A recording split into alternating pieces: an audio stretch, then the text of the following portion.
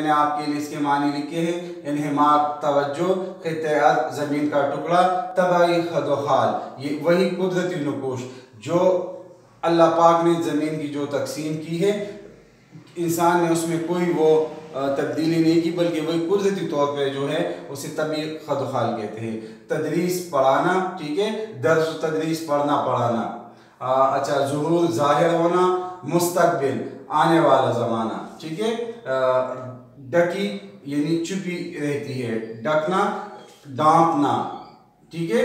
अच्छा, इसके अलावा हमने बात की है कि सवाल नंबर 1 पे हमने बात की है कि पाकिस्तान के जो मशहूर पहाड़ी सिलसिले हैं, तो उसमें है काराकोरम जिसमें नाका बरबत और केटू के मशहूर पहाड़ वाक़या है। दूसरे नंबर पे कोई दुकश का पहाड़ी सिलसिला और तीसरे नंबर पे है कोई हिमालय, ठीक है। खित्ते पुटुहार की हम अगर बात करें तो 2 नंबर सवाल में आपसे पूछा कि खित्ते पुटुहार की अहमियत बयान करें। तो सबसे पहले इसमें है नमक की बहुत बड़ी कान है, ठीक है।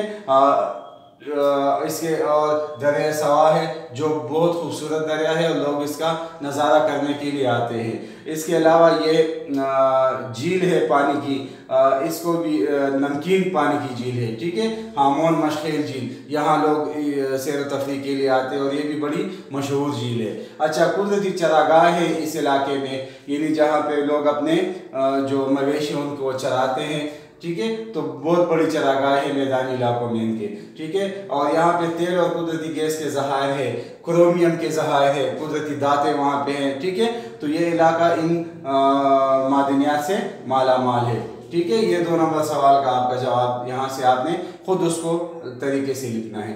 तीसरा हमारे पास है कि बिजली पैदा करने वाले डैम पाकिस्तान में कौन कौन से, जिन डैमों से के पानी से बिजली बनाई जाती है। तो है तरबेला डैम है हमारे पास, दूसरे नंबर पे है वर्षक डैम और तीसरे नंबर पे है हमारे पास मंगला डैम, ठीक है बेटा।